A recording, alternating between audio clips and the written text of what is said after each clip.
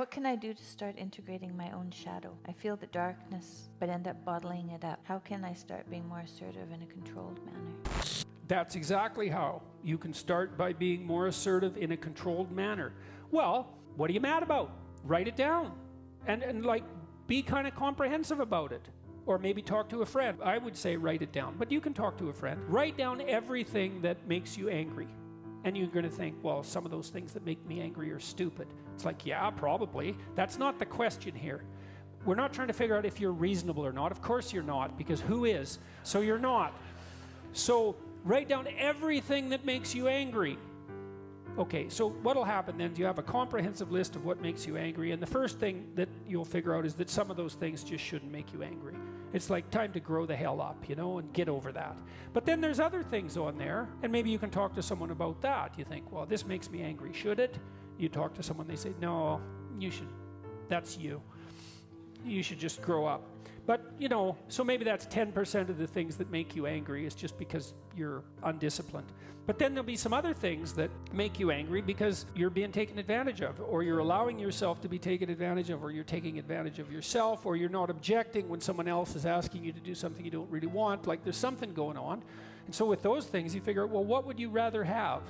Like if you could have what you wanted that wasn't making you angry, what would it be? And so now you know what you want.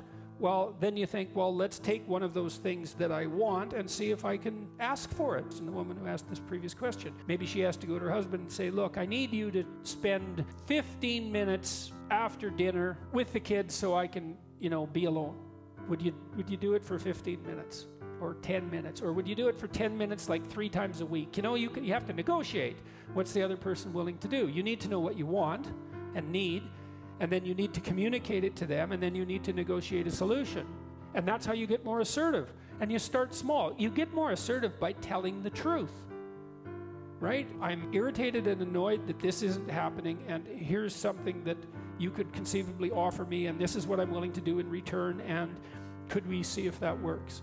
And what's the benefit to them is, well, you're not miserable and passive-aggressive then, you know? It's not like your partner isn't going to gain from your increment in assertiveness.